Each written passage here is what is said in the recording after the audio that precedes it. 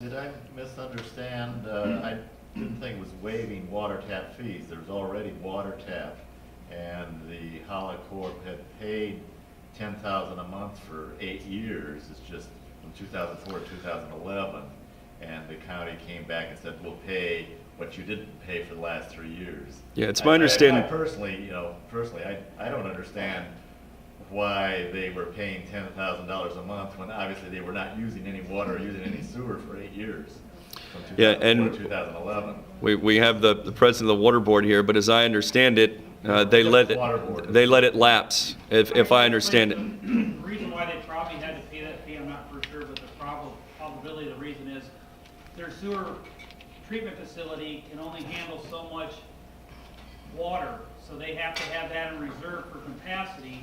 So if the hotel is ever to be built again, if they didn't have that reserve capacity in the sewer treatment plant, they couldn't build the hotel. So what they were doing was reserving that capacity in the sewer treatment facility by paying that water tap fee. Well, monthly water fee at 10 grand a month for 8 years when they weren't using any water or any sewer. But what they did, they ended up just stopped paying it, and then I know the county paid the difference. What I'm saying is, if the amount of wastewater wasn't able to be put in the sewer plant because they just let the tap go, they may have not been able to build a hotel. I'm not sure all the logistics of it, but that's probably why they're having to pay that tap fee.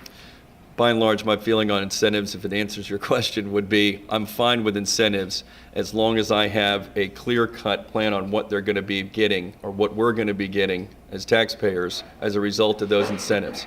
If it's going to be jobs, then we're going to phase that in, and they're going to have to provide the jobs before we provide the incentives, those types of things, instead of providing them up front.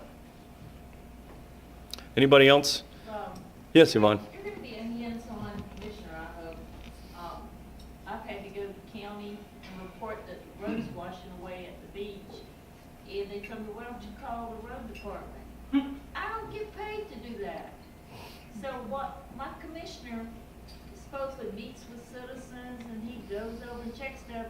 Why didn't he notice that the road was washing away? And I want to know if you're going to be hands-on and there and, looking at things. I want a commissioner that's aware. Well, look, I mean, there's certain things you can control in a campaign, and there's certain things you can't control. That's been the toughest thing for me thus far is, when I hear people try to portray me as somebody that just moved to Navarre a couple of months ago. Like I haven't been involved with Navarre athletics, and I haven't been a member of the chamber since 2006. And, my wife was a former board of directors member for the Navarre chamber. We've been involved in Navarre for a decade. But, that's the whole, that's part of it you have to get used to, is that some people want to report part of the truth, but not the whole truth, Is it true that we just moved back to Navarre? Sure, February. But you could just say he moved to Navarre and that, this guy just came in here and doesn't know anything about our community and he doesn't know anything about the needs of Navarre, and how dare he just move in and run for office. Oh my goodness. I'm pretty engaged in Navarre.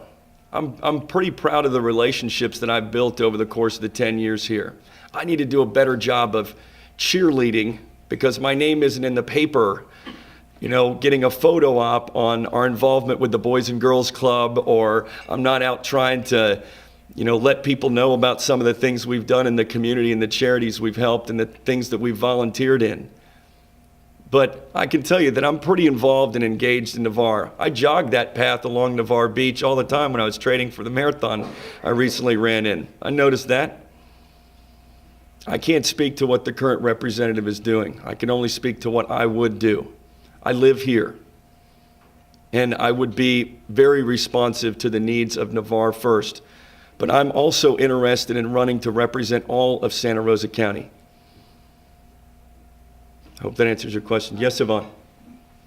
I'm sure you can see, just to piggyback off of what he said about living in Navarre, my first question was, do you live in District 4? But aside from that, are you able to understand why people would be suspicious that you would move and then file for District 4 as opposed to seeking that seat in the district in which you lived? So I guess my question is why did you move back to Navarre? I know you're very much engaged It's a valid question. Do you see how people might be suspicious of the timing? And the question, do you live in District 4? Yeah, and I'm glad you asked that question. You know, I think, first of all, you start noticing when you get around a political campaign that, unfortunately, not everybody's going to be supporting me. That's not going to happen. So some folks are going to pick out things that they feel they could make significant. I'll be honest with you, I don't understand. I've tried to answer the question. I don't understand what the big deal is. It make it sound like I live in Allentown and I'm running for office in Navarre. The reality is, we've owned and operated a business in Navarre for more than 8 years. My wife at the time currently worked in the south end of the county. Our 4-year-old went to daycare in the south end of the county, and we were traveling every day, twice a day, over the Garcon Point Bridge to the tune of $250 a month. We wanted to get back to Navarre. The reality is, the reason I moved to Baghdad was because I was going to fix up an old home, a 1926 home. The reality is, I got my shorts handed to me and I lost my rear end on that. It's one of the other reasons that we ended up filing for bankruptcy. I put $70,000 into that home and fixed it up. Not because we had any intention of losing it, but when it became clear that we were going to lose it, we wanted to move back to Navarre. That's why I moved back to Navarre. And the fact that I'm interested in providing my leadership, what I feel is sorely lacking in Navarre, I would be confident representing Santa Rosa County on the Board of County Commissioners as any representative, because we are voted in at large. But I have always felt that I know more and am in tune more with the Navarre community. That said, Yvonne, I'm very proud of the relationships I built in the central portion of the county during the 5 years I lived there. I served on the board of directors of the Santa Rosa County Chamber of Commerce.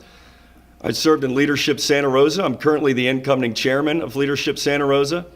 I serve on the Santa Rosa County United Way. I made a lot of great relationships up there. I served on the school advisory council at Baghdad Elementary School. I used to walk my daughter to school down there. So I've been very involved in both areas of the county. But, for folks to try to portray me as somebody who's disingenuous, that's using this to move up. I heard one of my competitors, the other Republican club meeting I went to, say that she's using this as a stepping stone. I can tell you, I'm not using this as a stepping stone. I am laser-like focused on Santa Rosa County issues. And if you look at my track record over the course of the last 10 years of being involved in Santa Rosa County, all over Santa Rosa County, my dad told me you could tell a lot about somebody by what they spend their time and their money on. Check me out. It'll be pretty obvious what's important to me. I spend my time and my money on my community, on my family, on my church, and my work. It's pretty obvious. And I think that as we go along in the campaign, if the worst thing that somebody can say about me is that I moved to Navarre to run for office, then I guess I can live with that. But do you live in District 4? I know that you said Navarre, but because you would be representing District 4. I currently live in District 5 for another month. Next month, I will be moving basically across the street. When we moved back to Navarre, there was nothing in our price range. So I actually live east of Sunrise Drive in Sound Hammock. When the new redistricting was done, used to the old line for District 4 started at Edgewood, and everything east of Edgewood Drive was District 4. When they reshuffled the population, now Edgewood Drive north of Highway 98 is District 4, but south of Highway 98, District 5 now comes in, Lane's district comes in all the way down to right about where I live. So once again, it's the whole, I did an hour-and-a-half interview with the Navarre Press, and they comfortably shrunk that hour-and-a-half interview down to about this much. And what they never let the facts get in the way of a good story, for sure, but one of the things I noticed was that when they called and asked me the same question, I told them the same thing. I said, I currently live in Navarre. I'm well aware of the statute. We're going to be living comfortably within District 4 long before the election. It's not an issue. You don't have to And I'm well aware of that. But, like I said, at the end of the day, if that's the one mark that they're looking to bring against me, if that's a disqualifier, I don't know how any better I could explain it. We've had more than enough commitment and time here in Navarre, and like I said, it'd be different if I hadn't been involved in Navarre and in Santa Rosa County for a while. But like I said, I think as folks do their homework, they're going to be able to look at all the candidates that are in this race, and there's going to be a clear difference between, I believe, my community involvement and my level of commitment to Santa Rosa County over the course of the last 10 years and those I'm running against. And I think it'll be clear. You mentioned the bankruptcy. Was that recent? Because you said you moved to Navarre when the house that you were working on didn't pan out. So was it recent? 2011 is when I filed. And, like a lot of small business owners, and I'm glad you brought that up as well, because I want to answer the questions, because I've heard, how in the world can we trust this guy managing $101 million of our taxpayers' money if he can't handle his own money? Like many small business owners, the 2008 through 2011 time period was pretty tough. And I was too optimistic. I thought that the economic downturn wasn't going to last. I didn't think it was going to be as bad. So I went out ramping up, bought more equipment, expanded to other revenue opportunities, and I learned a valuable lesson. But you know what? As a leader, you make mistakes, you learn from them, and you move on. And hopefully you don't repeat those same mistakes. I'm not ashamed of the mistakes I've made. That's probably why they call them growing pains. If people are looking for the perfect cookie-cutter candidate that's never taken a risk, that comes from the perfect family, that has the perfect job, and has been planning to run for office their whole life to make sure that they have this squeaky clean, never did anything wrong, never made a mistake, I'm not it. I'm flawed. I'm a recovering alcoholic who's filed for bankruptcy. That's fine. But I'll tell you, I have no problem talking about those things because they help make me the husband, the father, the community volunteer, the small business owner, and candidate that I am today. And, when I see people talking about things that they feel are negative about my past, I think it's interesting that you have folks, used to, good people would run for office all the time. And I've had friends of mine tell me, Rob, you're crazy. You're crazy to run for office. Why would you want to do that? Why would you want to put yourself and your family through that? Used to, we would have, that was the most noble thing you could do, would be to run for political office and give back to the community. Now, as soon as you run for office, you're immediately a target for people to sit in the comfort of their own home and troll the internet about what they can find, dig up some dirt on you. It's interesting, though, that a lot of those folks that do that, I think, man, wouldn't it be great if you would spend that time doing something constructive and positive in the community, looking for solutions? Those same people, I don't see them posting the stuff about me that talks about my work bringing the Boys and Girls Club to Santa Rosa County, or my work with veterans, or my work with the Pregnancy Resource Center, with Bethany Christian Services. They don't talk about that stuff. And that's fine. Like I said, I know if you want something bad enough, you have to work for it. And I should have to answer those questions. If you're going to vote for me as someone to represent you, I'm comfortable answering those questions. It was a mistake. I learned from it, and I'm moving on. Right now we have another business that we started with me and one other guy and temporary employees, and we started that business 2 years ago. And now in season, we have 10 full-time employees.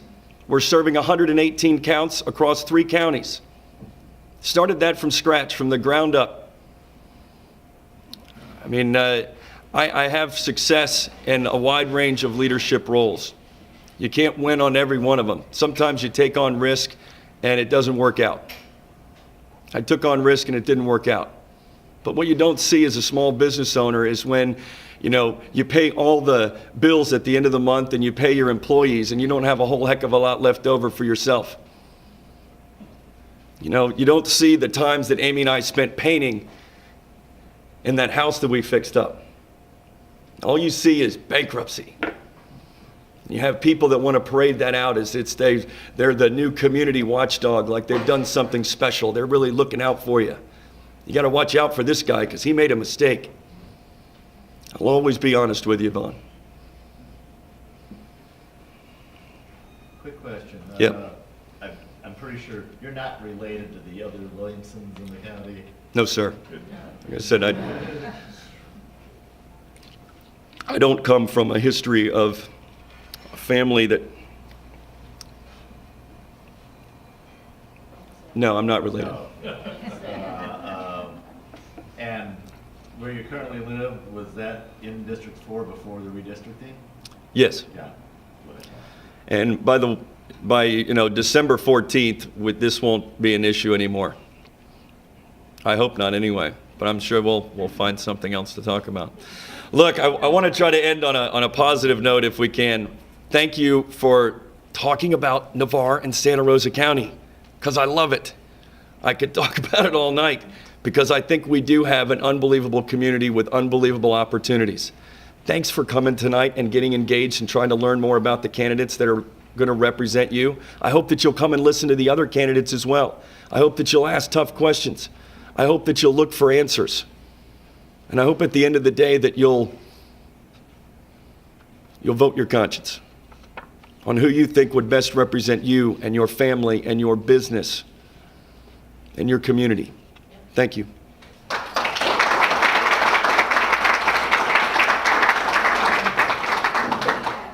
Thank you.